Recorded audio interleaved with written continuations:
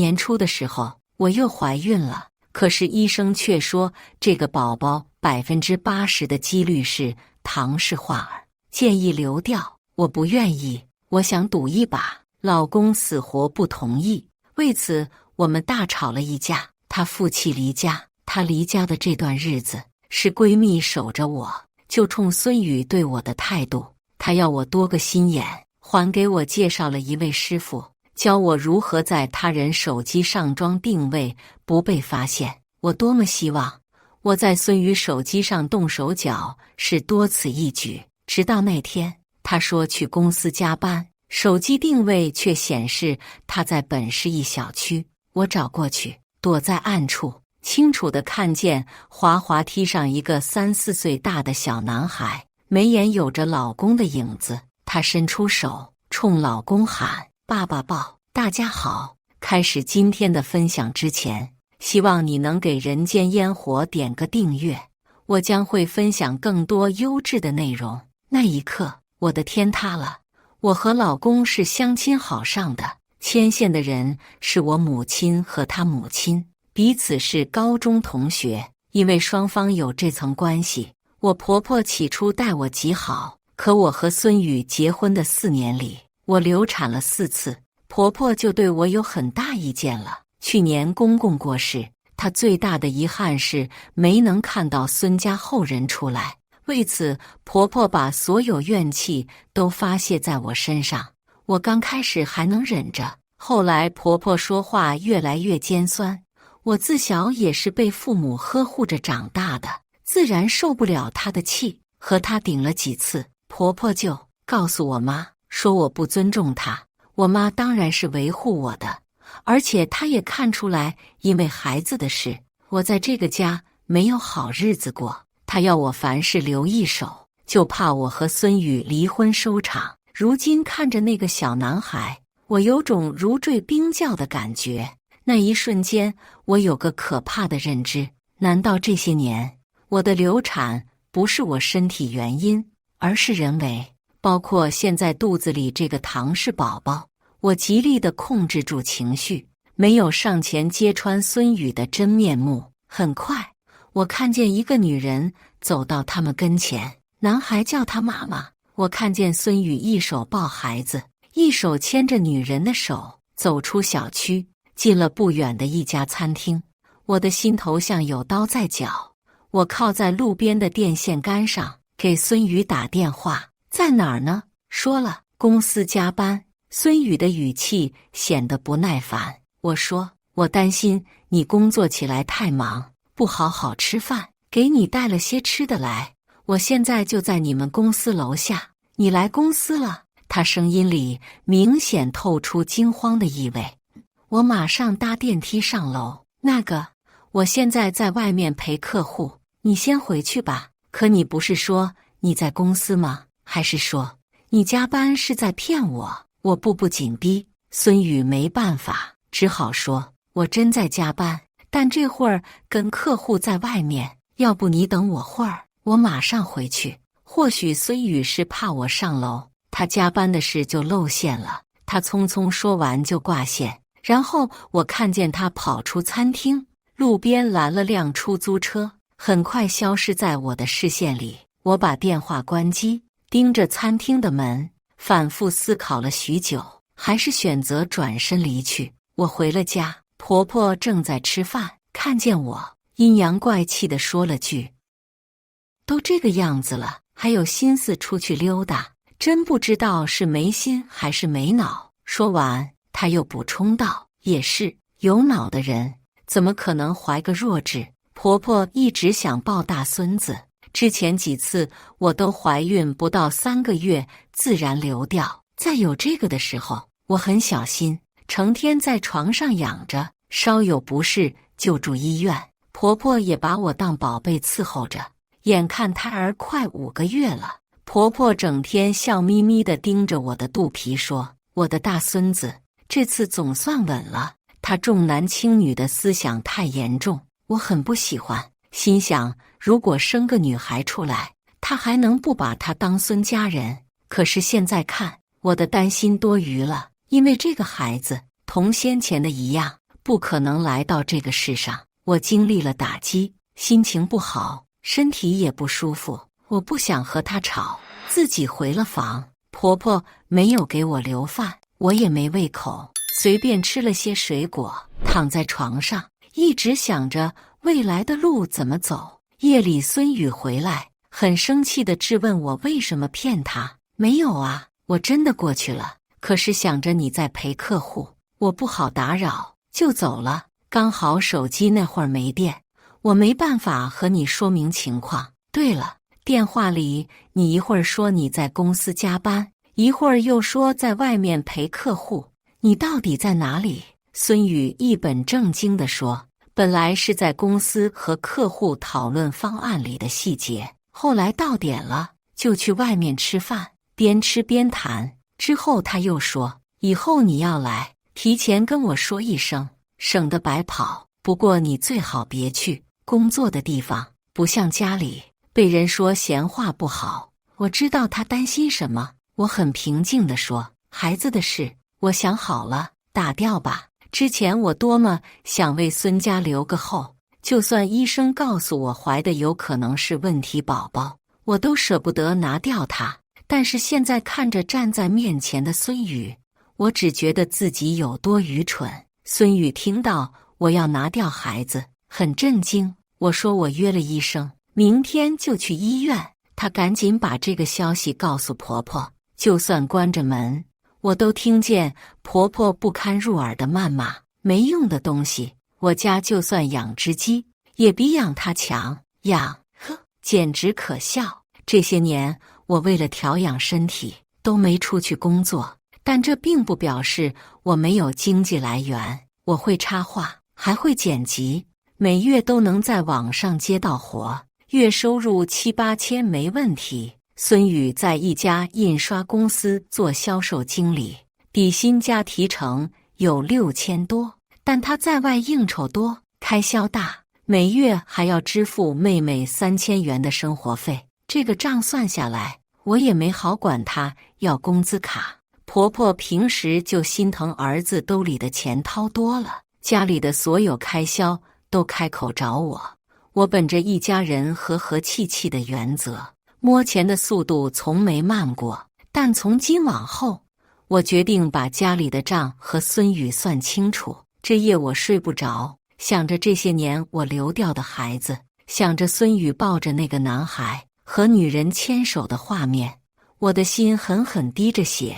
次日，我躺在手术室，因为孩子已经快5个月，拿掉的时候，我吃了不少的苦，人都快虚脱，需要在医院观察几天。婆婆说身体不舒服，照顾不了我，要我把我妈叫过来。可我爸还有工作，我妈要在老家照顾她，要不叫你闺蜜过来帮几天。孙宇给我出主意，这一家人打了我妈的主意，这会儿又把脑筋动到我闺蜜头上。婆婆还在线上，我故意和老公说请护工，几天下来也就1000多块，不必麻烦家里人。果然婆婆听到我这话，马上说，请啥护工啊，那么贵还不尽心，还是我来吧。不过我这身体确实大不如前，不如你们把钱给我，我整点营养品吃，这样就能扛下来了。就这样，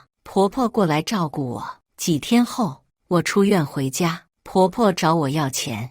我怀的是你们孙家的孩子，你儿子是一家之主，要钱找他。婆婆不肯，拦住我的去路，非逼着我拿钱。我说，你好好照照镜子，有你这样要钱的？听我把她说的像叫花子。婆婆怒了，冲上来想打我。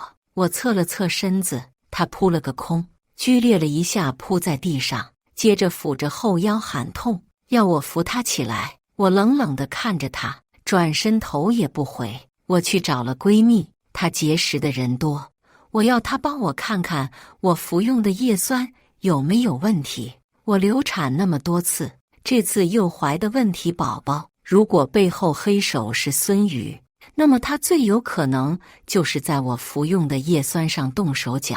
不一会儿，我就接到孙宇的电话，他很生气地叫我马上回家。我心想，八成是出门时和婆婆闹得不愉快，她跑到儿子那里诉苦，说我欺负了她。果然，我刚到家，孙宇冲上来就很凶地质问我：“你为什么打我妈？”我打她。我看着孙宇，又看哭得眼睛都肿了的婆婆，直接挑明了说：“我做人的宗旨，做过的事认，但若没做过，我也绝不会背锅。所以如果你还坚持是我打你，那么就算当着孙宇的面，今天我还打定了。”婆婆顿时哭天喊地起来：“你这个没良心的东西！我伺候你吃，伺候你喝，在你这里没讨到半点好不说，你还要打我！你妈就是这么教你做人的，你是在和我算账？好，今天我们就算。”我不顾孙宇越来越黑的脸，拉了一张椅子坐下。你女儿每月3000块生活费是孙宇支付的，但这笔钱不应该是孙宇的义务，相反，这笔钱是我和他的夫妻共同财产。既然今天都把话说到这里，那么听好了，往后这个钱你自己掏，我们夫妻不当善人了。婆婆一听，不依了，你要这么算，那孙宇对我也有赡养义务，这笔钱就当他孝敬我的，又有什么错？他赡养你没错，但他管了你，管不了我，那就是他的错了。毕竟我和你都是他的义务，况且赡养费3000，你还真拿自己当成菩萨，要我们供，每月就1000，你要就要，不要你就上法院起诉，他判多少就多少，我绝无二话。那我在这个家做牛做马，你也该给我劳务费。婆婆一下子就把账算到这头上，可见平时在这方面就没少下心思。我也不客气，回敬道：“如果请的保姆是你，呵，你最多干1天就会被我辞退。别以为我不知道，你挖空了心思从我给的生活费里抠钱，还楼上楼下到处宣扬，说我是条寄生虫，靠你儿子过日子。你们一家占了我的便宜，反过来倒打我一耙，怎么着？是觉得我一直想着家和万事兴，就可以任由你们呢？小慧，我妈是长辈，你别这么说。”孙宇本来很生我的气，但看我跟他算钱了，他自知理亏，不敢把怒气发泄出来。我瞟他一眼，说：“如果觉得你妈住在这里遭了罪，很好办，把她送走就是。”婆婆本来是想要儿子替她出气，可看孙宇拿我没辙，直骂他是没用的东西，顿坐在沙发里，哭得快要背过气去。我这会儿看见他们孙家的人就烦，我冷着脸转身回到卧室。不一会儿，孙宇进来，脸色比起先前已经没那么凶了。外面婆婆也停止了哭闹，显然他们都知道我动了真格。如果我真不掏钱出来，就凭孙宇那点收入，这个家根本维持不下去。但是这个时候，我又有了怀疑。孙宇真的每月就有那么点钱，会不会他的钱拿去养那个家了？想到这个可能，我更是怒火中烧。孙宇见我正在气头上，也可能考虑到实际利益，他小心翼翼地说：“老婆，妈年纪大了，脑子有些时候不清醒，咱不跟他计较，乖。”说着，他就上来想抱我。若说之前我不知道他背后那些破事，可能我还会轻易被他哄住，但现在我清楚了他的本来面目。我甩开他的手，但我还是说：“妈什么脾气我知道，我不会计较的，而且往后我是跟你过日子，跟他还指不定能过多久。放心，我就是心里头憋着一口气，明天就好了。我现在不能揭穿他，因为那样顶多只是离婚收场，可能还正中他下怀。我的最终目的是要他尝尽苦头。”孙宇听我这么说，脸上露出笑容。我又道：“前几天我妈给我打电话了，说老家房子要拆，现在还不确定能赔多少，但500万是少不了的。”当真？孙宇的眼睛一下子亮起来。我点头，又假装温柔体贴地说：“你之前不是一直说替人打工没意思吗？要不你去看看门面，咱们自己搞。”我想，或许是老天爷都在帮我，在这个时候让我父母手上多了一大笔钱，我也正好利用这笔钱牵制孙宇，让他身败名裂。孙宇马上给我爸去电话，开的免提。我爸说：“我和他妈都这个岁数了，我再过2年也有退休工资，我们不差钱，所以呢，就想你和小慧利用这笔钱，把你们的小日子过好就成，其他我们也没什么大盼头。”我爸是个思想老派的人，他也觉得我没给孙家留后，我们家欠了孙家很多，他想尽可能的弥补，不让女儿的婚姻以悲剧收场。所以这笔钱从一开始他的打算就是拿出来给我和孙宇。孙宇当然是高兴的，一口一个爸，喊得特别甜。婆婆知道我们很快有笔巨款后，只给我赔不是，而我为了达到最终目的，也跟他们演着戏。很快，闺蜜告诉我，叶酸确实有问题，里面的成分是导致我怀唐氏宝宝的主要原因。我听到这个消息，气血逆流。孙宇不让我生孩子，是想以此为理由离婚，再把那对母子领进门。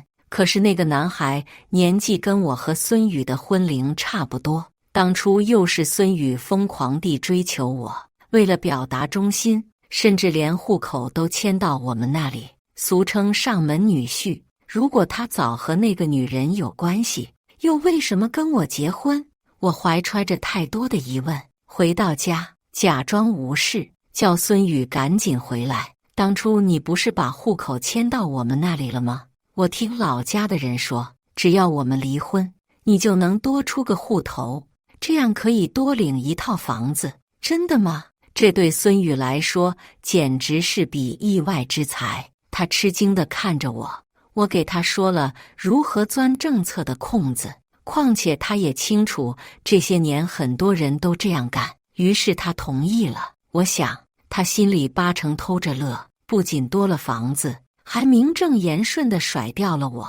我看他小人得志的样子，心底冷冷一笑，又说：“你也听我爸说了，拆迁款全部给我们，可是我们现在离婚，就涉及到这套房，房产证上是我们2个的名字，如果离婚的话，你怎么想？”说到这个，孙宇不吱声了。我游说道：“虽然这个房子是双方家长付的首付，但是这些年都是我在还贷款，你的钱只是用来供你妹读书，还有你自己的花销，所以这房子暂时给我，不过分吧？”孙宇皱眉，哀哀地看着我，我看出他心底的不情愿。我佯装生气：“我爸妈想都不想，愿意把那么多钱给你，你却连这个房子都不给我。况且我们又不是真离婚，只是假的，后面稳定下来再去补结婚证不就可以了？”我知道孙宇会答应的。俗话说，舍不得孩子套不着狼。如果他连这套房子都舍不得，后面就别想要我爸妈的钱。更何况他还不知道我已经发现了他的一心。果然，孙宇咬了咬牙，说：“好，就按你说的办。”我催促：“这事得尽快，不然村上的人都这么干，上面严格审核就麻烦了。我们明天就去办离婚。”次日，我和孙宇提交离婚申请，和他在民政局分开后，我去闺蜜那里拿到了令男人败兴的药物。哼，孙宇，我不想在你身上找痛快，但你也别想在其他女人那里痛快。况且比起他对我做的，我这已经很仁慈了。这段时间，由于我身上有油水捞，婆婆对我也是嘘寒问暖，关怀备至。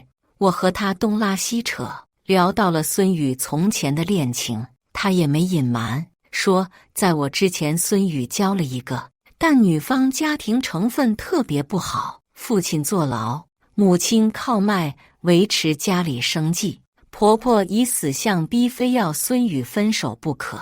这下子我全明白了，孙宇对那女孩爱入骨髓，但又不敢违抗父母之命，于是假装和女孩分手，迅速娶了当时被婆婆喜欢的我。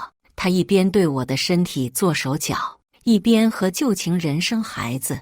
她心里打得如意算盘是，婆婆盼孙心切，把我甩掉后，就算看在孙子的份上，她也没办法再拒绝那女孩进门。好有心机的男人！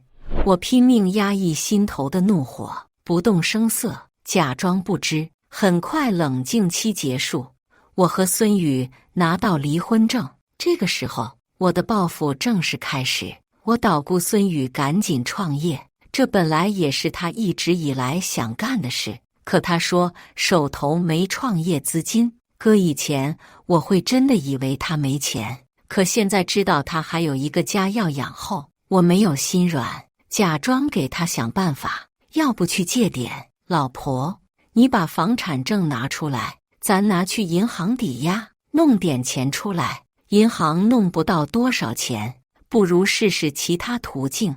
孙宇知道我说的什么意思，他有些担心。我说，咱们现在最重要的是先把你的事业搞起来，等后面我家的拆迁款下来，还怕还不上吗？我听我妈说，家里那边已经进入清算环节了，不出半年就能拿到钱了。孙宇被我说服，我陪他找了几家放贷机构，看着他签约。很快他的印刷店就搞起来了。孙宇在这行干了这些年，还是积累了一定的人脉和资源，刚开始生意就挺红火。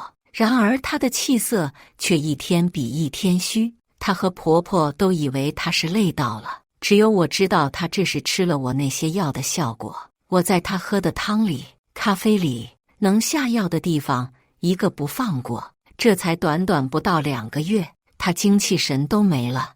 我想着孙宇再怎么样也会等我家那笔钱下来后才露出狐狸的尾巴，却没想到几天后，这个女人居然出现在我家对面，而那个小孩也坐在我家的沙发里，面前的茶几上摆着大堆玩具和零食，很明显是婆婆在讨好她。婆婆说他们是刚搬来的，男人甩下娘俩跟其他女人跑了，也怪可怜，孩子尤其无辜，加上她也喜欢孩子，就带过来照料着，让她妈妈安心打扫屋子。若说之前我报复的对象只是孙宇，但这会儿这女人带着孩子上门，这不是挑衅我、羞辱我，又是什么？好，既然如此，我也不会客气。很快孙宇回来，婆婆做了好大一桌子菜，把阿芳和小星都叫过来，还说远亲不如近邻，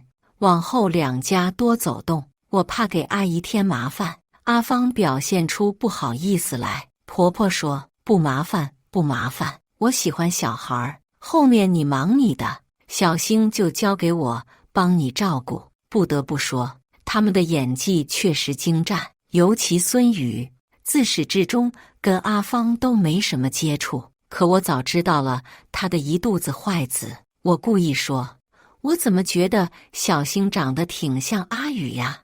我明显看到所有人脸色都变了。婆婆马上说，你什么眼神？小星怎么可能跟阿宇长得像？我看你八成是想要孩子想疯了。我笑笑，又看脸色尴尬的阿芳，真羡慕你有个这么可爱的儿子。如果我和阿宇顺利的话，我们的第一个孩子也有这么大了。孙宇咳了2声，像是被呛到，缓了缓，他马上转移话题，来，小星，你正长身体，多吃肉。他一个劲往小星碗里夹菜，眼神和语气都带着宠溺。小星倒也乖，一直默默吃饭，没做声。可能是先前他漏了嘴，冲孙宇喊了声爸爸，被阿芳很凶的呵斥，不准他成天把爸挂在嘴上，不是谁都是爸爸，他在演戏，生怕露馅。但孩子的世界很单纯，根本不知成人世界复杂，一直委屈着，再也没开过口。饭后，大家坐在沙发里聊天。阿芳说打算找份工作，听他说是财务专业后，孙宇表示正好他那里有空缺，不如去试试。我故意泼凉水。阿芳去工作了，小星谁来带？婆婆马上接过话茬，不如把小星交给我，这样我早上买菜的时候顺便送她上幼儿园，下午接她放学，就当活动筋骨了。等阿芳下班回来，在我这里接她就是。这怎么好意思呢？阿芳假意推脱，没事，反正我闲着也是闲着。好，就这么说定了。婆婆盼这个孙子盼了这么些年，如今总算有了，她可不得往死里宠吗？这样的话，不如我过来看些什么活我能干，就当报答阿姨你了。阿芳跟婆婆一唱一和，一点也不嫌尬。我凉凉地说，既然大家关系这么好了，不如阿芳你带着小星搬过来住，这样还省房钱。我一句话出来，气氛瞬间冷掉。婆婆白了我一眼，孙宇扯我袖子，要我少说话。阿芳带着孩子悻悻然离开。婆婆很生我的气，认为我破坏了她跟她大孙子拉近感情。我没理他们，我在想着怎样才能让我的报复计划更顺利。1周后，我查看孙宇的定位，见他不在公司，我过去找到阿芳，问他会不会做假账。阿芳惊异地看着我，我又说，我们小本经营，凡事都得算着，况且做假账这种事属于民不告，官不究。对了，你到底会不会？我们请个人在这里，当然是希望能最大程度地替公司办事。阿芳听我有嫌弃他的意思，马上用挑衅的口吻说，怎么不会？然后把他这些日子做的账给我看。很好。孙宇仗着阿芳是信任的人，早就要他在账本上做手脚，我一一记下，这些都是以后我拿来对付孙宇的利器。日子照常过着，有了婆婆的允许，阿芳和小星俨然成为我们家的一份子。就在他们相处的其乐融融的时候，他们不知道我已经偷偷拿到阿芳的钥匙，并复制了一把，并趁她不在家给他家里装了监控。这天吃完饭，我说，阿芳，你把碗洗了。一时间，所有人都惊了，因为孙家人惦记着我家的拆迁款。这些日子，婆婆不敢使唤我，也不敢对我有怨言，所有家务活她都干了。这会儿听我使唤阿芳，她本能地看向孙宇，你干嘛呢？人家是客人。孙宇维护那个女人。我说，可他不是一直说受了我们的照顾，不好意思吗？我想着，如果不好意思，那就帮着干些事，这样就不用觉得亏欠我们了。而且这事传出去，他也不会被人说闲话。孙宇脸色阴得出水。婆婆说，还是我来吧。阿芳要在婆婆面前正表现，殷勤地说，阿姨，小慧说得对，往后家里这些事都交给我，若不然不做些什么，我这心头里还真的不踏实。既然你都这么说了，那就辛苦你了。婆婆虽然说得好听，这个家她在照料，但其实上她挺懒的，顶多就买个菜，做个饭。平时家里我请了钟点工，她不用多操劳。这会儿听阿芳说要干活，她心里还偷着乐。我看得出阿芳心里有气，但她不敢明目张胆地表现出来。孙宇眉头始终皱得死紧，要我注意点。我反问，你在心疼她？到底谁才是你老婆？最后我又说，你最好想清楚，你还要不要我家那笔钱了？一句话把孙宇堵得严严实实。我叫他往东，他不敢往西。忙完后，阿芳要离开，婆婆把小星留下，说多陪陪她。阿芳没有意见，一个人回去。不多久，孙宇说出去买烟，我回到卧室，打开手机，调出阿芳家的监控。那女人什么意思？真拿我当佣人吗？屏幕里，阿芳气得跳脚，孙宇抱着她，苦口婆心地劝：“哎呀，你先忍着，他现在手上一大笔钱，咱不能惹他不痛快，更不能叫他知道我们的关系，否则多可惜呀！不行，我一定要出这口气，不然我会郁闷的想跳楼。”阿芳眼神都变得厉起来：“你想怎么办？”两个人商量，找人狠狠教训我一顿，收拾我。呵，那就看谁收拾得了谁。我敲响对面的门，阿芳来开门。我故意说家里网络没了，看看他家是不是也有问题。阿芳没有怀疑，说可以正常使用。我顺势进入他的家，太好了，你家没问题，我来蹭蹭。今晚我有课要上，没网络可不行。客厅里没人，肯定就是在卧室。而且之前我来阿芳家的时候，他的网络就装在卧室。我说这里信号不好，我去里面试试。哎，阿芳想拦我，但我没理睬他，快一步进入房间，正好看见衣柜的门匆匆关上，但我假装不知，回头看阿芳，帮我连一下网络吧。阿芳神色有意往屋内看了一眼，紧张地帮我连线，还问这课要上多久？说不准的，有时几分钟，有时几十分钟，主要是我打个卡就可以退出了。阿芳听我这么说，明显松了口气，可我来了就不会轻易离开，我在那里一待就是几个小时。到后来阿芳都有些生气了，我说你和你儿子来我家白吃白喝那么久，我话都没多一句，如今我借个网你就不高兴了，要不以后你和你儿子别去我家了。行，你用，爱用多久随便。阿芳气冲冲地离开卧室，我看了眼关得紧实的衣柜门，哼，孙宇，憋死你最好，时间都到了深夜，小星要睡觉了。我也想着现在小程他们一下就行，于是我离开，刚回屋没多会儿，孙宇就回来，脸青白黑的，可见憋疯了。他不敢冲我发脾气，因为我不知道他在那里，他只是走进浴室，好久好久都没出来。2天后的晚上，孙宇给我电话，要我马上出门陪他见一客户。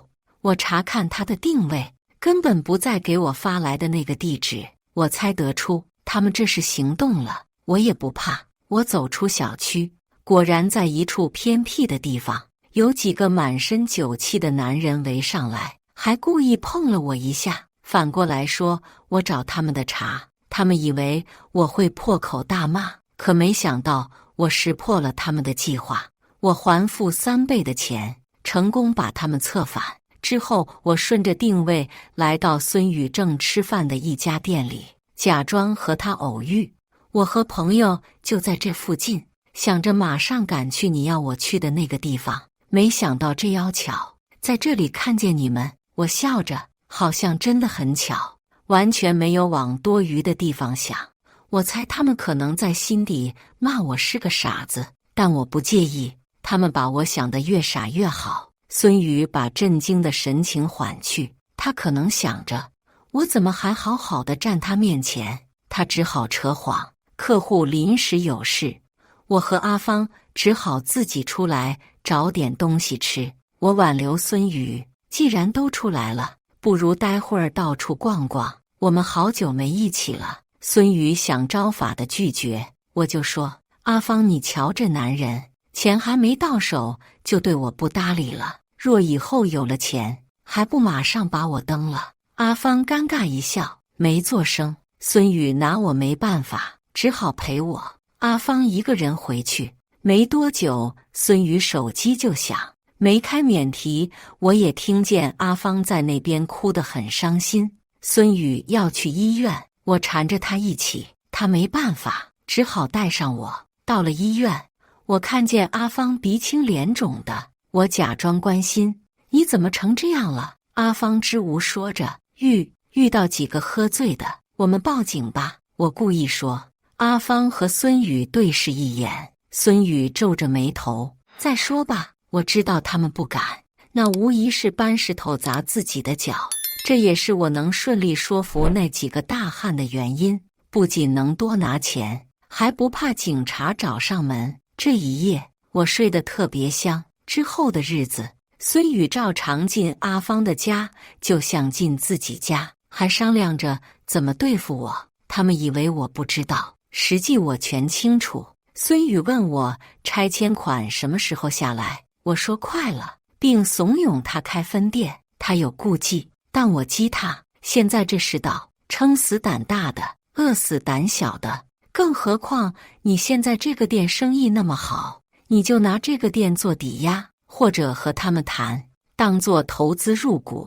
那伙人只要有钱，不会不答应。况且后面不还有我妈他们吗？钱不是问题。孙宇被我说服了，又找上高利贷，拿店做抵押。这期间，孙宇不停找我要拆迁款，我都和他周旋着。过了不久，我见时机成熟，便向税务部门举报孙宇偷税漏税，还送上材料，把做假账的阿芳也烧了进去。前面的时候，孙宇想揽下政府一个印刷项目，找上相关人员，行贿10万元，是我给的钱，并且我也参与了饭局，并偷拍录像。之后我也把这些材料送到相关部门。孙宇被调查，门店经营不下去，高利找上门，孙宇要他们找我，关我什么事？我和他早就离婚了，我甩出离婚证，并且房子早就归我一人名下。孙宇做的抵押根本不作数，高利的人不放过他，孙宇只好藏起来。婆婆担心得吃不下睡不着，我把她带到另一处大房子里。我说，我妈他们的钱已经下来了，本来这里是我给你们准备的惊喜，但没想到这些天发生这么多事。婆婆马上拉紧我的手，姿态放得特别低。我的好儿媳，现在只有你能救小雨，你赶紧把钱拿出来，大房子我们也不要了，只要能把账还上，别叫那伙人伤了她。我的婆婆万万想不到，眼前这个漂亮的房子是我租的，目的就是把他们转移出来，之前的房子我才能脱手。我笑笑，拍她的手，妈，放心，我和孙宇是夫妻，这钱我指定帮他还。现在的问题是他偷漏税那么多，又行贿政府官员，我们得想办法把这些摆平才行，不然阿宇有可能蹲大牢。我说我请闺蜜帮忙，她认识的人多，肯定能走关系想办法。这个时候的婆婆早就六神无主，只能我说什么她听什么。可都到了这个时候，她还不忘带上她的大孙子，说是阿芳也被调查，没精力顾孩子，她就先照顾着。对此我没有意见，我要他们先在新房子里安心住下，转头就把房子低价出售。之后我拿着钱回到老家，把我和孙宇的事告诉给父母听，他们大动肝火，替我不值。但好在我早就和他离婚，如今他背负的债和我半毛钱关系都没有。我听闺蜜说，孙宇和阿芳都将面临牢狱之灾，就算后面出来，高利的人也不会放过孙宇。婆婆每月仅2000多的生活费，还要带小星，又要供女儿的大学费用，还有租房子和日常开支，她那点存款根本承担不了多久，所以她不停给我们家打电话。刚开始她辱骂我们全家，怎么难听怎么来，后来就哭，求我们把钱拿出来，给孙宇一条活路。这个时候我就和她算账了。当她知道我早就清楚孙宇和阿芳的关系后，她问，所以小雨走到今天这步，是你害的？我只能说，她落到今天这个下场是报应。避免被她骚扰，我们全家人都换了电话号，而且因为国家的好政策，我们一家拿着拆迁款住进了新房子，连之前的老邻居都不知道我们的去处。而我这也算是和我的从前彻底画上句号。以上就是今天分享的故事。大家有什么想说的、想吐槽的，欢迎在下方评论交流。也更希望能给人间烟火点个订阅，我将会分享更多优质的故事内容。